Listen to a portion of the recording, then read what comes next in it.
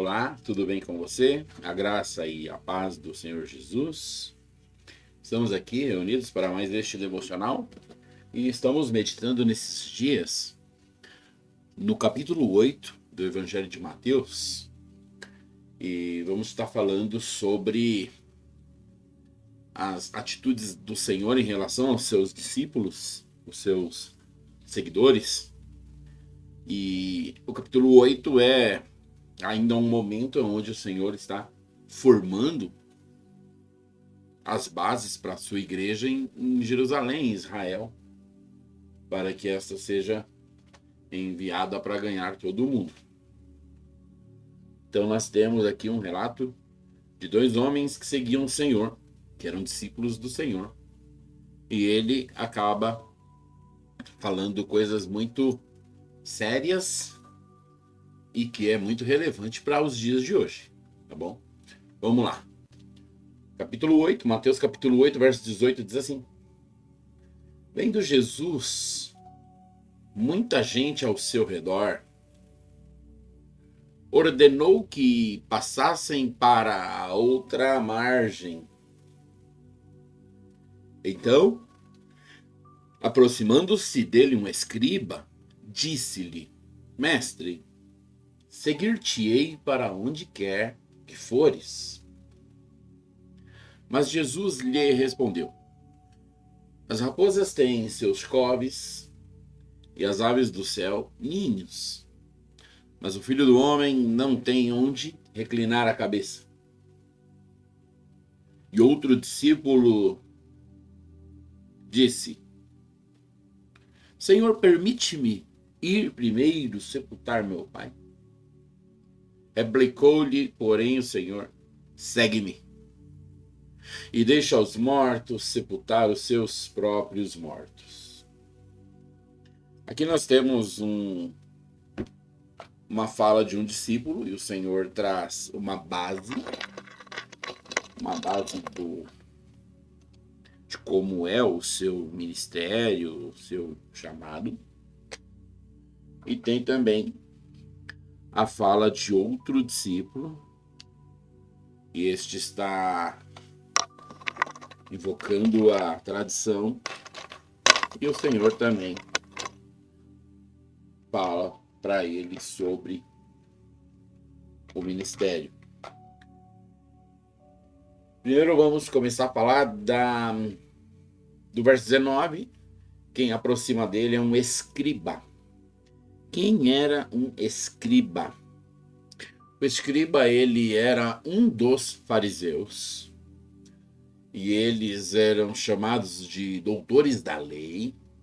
Eles também eram líderes entre o povo, e eles dividiam-se nas sinagogas. Os fariseus faziam prosélitos. São prosélitos. São um tipo de discípulos. Eles praticavam proselitismo. E eles tinham então ali os seus discípulos. Eles eram mestres dessas pessoas em primeira instância e depois de todo o povo. Enfim, eles governavam a sinagoga. E o escriba, ele era um fariseu que escrevia. Por isso esse nome escriba, de escrever. Então, o escriba sabia ler e escrever. Eram pessoas valiosíssimas nesse tempo, porque não estamos falando de uma época onde os homens eram alfabetizados por inteiro. Eles aprendiam a falar com seus pais, com seus parentes, dentro de uma questão de convivência. Então eles iam aprendendo as palavras, como um bebê aprende, uma criança aprende, mas jamais iam à escola, jamais iam aprender a ler, escrever, etc. E os que assim sabiam eram chamados de escribas, e eles eram escribas entre os fariseus. E este escriba aqui é convertido ao Senhor Jesus, é alguém que aproximou-se do Senhor de alguma forma, passou a ser seu discípulo, e ele estava realmente maravilhado com os acontecimentos do Sermão da Montanha, este leproso que fora curado, e as curas ali, sogra de Pedro, as curas nas pregações do Senhor. Ele estava realmente muito empolgado. E ele então fala para o Senhor: eu vou seguir o Senhor onde quer que o Senhor for. Eu seguia os fariseus, eu andava com os fariseus, eu era deles, mas agora eu sou do Senhor. E o Senhor, ele não rebate o escriba, ele não ofende o escriba, igual alguns podem sugerir no verso 20, ele apenas fala para aquele escriba o que é. Infelizmente, nós temos hoje muitas dificuldades na nossa igreja. Quando eu falo nossa igreja, eu falo de todas as igrejas no geral, no mundo todo, mas aqui no Brasil é onde nós estamos falando do nosso foco. O que acontece em um monte de igreja no Brasil? Eles passam a mensagem para o povo que a igreja é onde Deus vai resolver os seus problemas. E aí as pessoas pegam os seus problemas e vão para a igreja. E ali os problemas, às vezes, não é resolvido. E em alguns casos, piora. Mas o Senhor nunca disse isso. Venha para a igreja e todos os seus problemas serão resolvidos. Ele nunca disse isso. A Bíblia nunca disse isso. Mas muitas igrejas dizem isso. E infelizmente algumas pessoas, quando não têm suas expectativas resolvidas na igreja, o que ela faz? Decepciona com a igreja, não volta mais, e todo mundo que fala de igreja, ela testemunha contra. Ela se tornou um agente da pregação contra a igreja. Mas a culpa não foi dela. Quem levou ela lá com essa falsa expectativa foram as próprias igrejas. Essa é uma crítica que eu tenho. Porque olha só a resposta do Senhor. O rapaz chegou e falou: Senhor, eu vou seguir o Senhor aonde quer que o Senhor for. Imagina um homem escriba da linha dos fariseus que agora anda com você falando isso. O que você fala? Ô, meu irmão, me dá um abraço aqui. Isso é resposta de oração. Você é presente de Deus. Você é aquele que eu estava esperando, que eu estava orando e blá blá blá. Mas olha o que o Senhor fala no verso 20. As raposas, elas têm as casas delas. As aves do céu fazem ninho. Mas eu, meu amigo, eu não tenho um lugar para dormir, não. O meu chamado e o meu ministério é o nosso Deus que decide o que eu vou fazer, o que eu vou falar, aonde eu vou estar. É o Pai que diz. E Ele diz só na hora que Ele quer. Você quer seguir comigo? Você quer ir comigo onde quer que eu vá? Pois se prepare, porque nós não sabemos onde iremos, mas o nosso Pai nos guiará, porque essa é a verdade. Você não sabe como vai ser a vida cristã, mas uma coisa que você vai saber é que o Pai Celeste vai guiar você. Mas às vezes é por caminhos que você não quer, às vezes é por linhas que você não esperava que fosse, às vezes suas bênçãos vão vir debaixo de um enfrentamento, de uma luta, às vezes suas vitórias vão vir, mas elas vão vir debaixo de um tempo mais demorado que você pode imaginar. Não é como a raposa que está ali fazendo seu serviço de viver durante o dia, de caçar, de comer, mas de noite ela vai lá para sua caverninha, entrou lá dentro, acabou. O passarinho começa a escurecer, ele pega o rumo da sua árvore, vai lá para o seu ninho e acabou. Mas e os que seguem o Senhor? Esses aí vão fazer o que o Espírito lhes disser. É isso que ele está falando.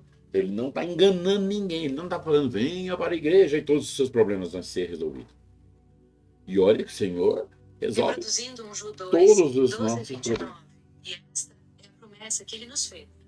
O Senhor, a Siri me perturbando aqui.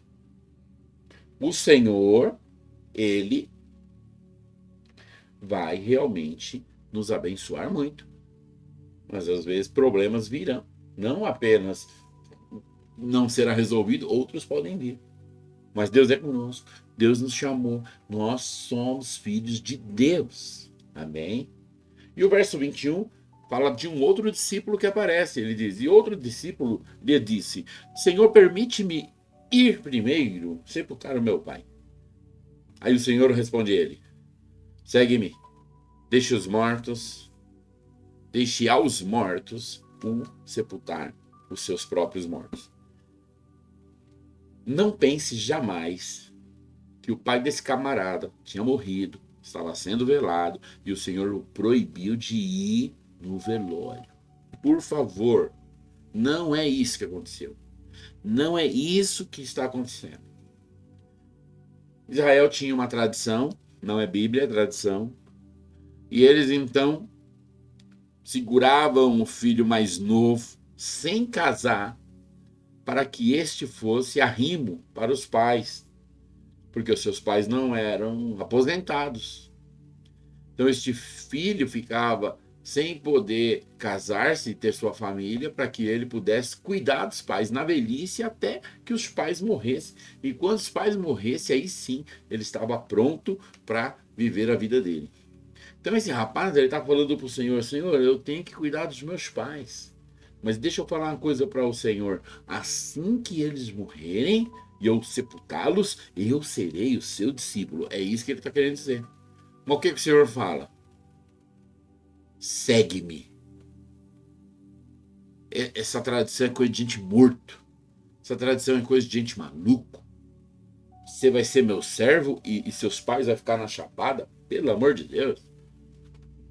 O Pai Celeste vai cuidar de você e vai cuidar dos seus pais. O Pai Celeste dará o pão de cada dia para vocês. Segue-me e deixa os mortos sepultar os seus mortos. Isso é tradição morta de gente morta. Então não caia nessa. Vem ser meu discípulo. Seu pai não vai ficar na mão. É isso que o Senhor está falando. Então quando nós passamos a servir ao Senhor, a ser servos, né, fazer a obra de Deus, o Senhor então ele nos conduz na sua obra, mas ele não deixa ninguém dos nossos para trás. Olha, esse rapaz aqui ajudava sua mãe e seu pai, mas agora que ele está muito firme na igreja e dando dinheiro na igreja, os pais estão passando fome. Nunca vai ser assim. Só se trata de uma pessoa tola que não faz aquilo que Deus o direciona. Porque se Deus o direciona, meu amigo, esse pai e essa mãe vai adorar que esse filho serve na igreja, porque vão ter uma vida cada vez melhor. O nosso Deus não deixa nossa família na mão quando nós o servimos.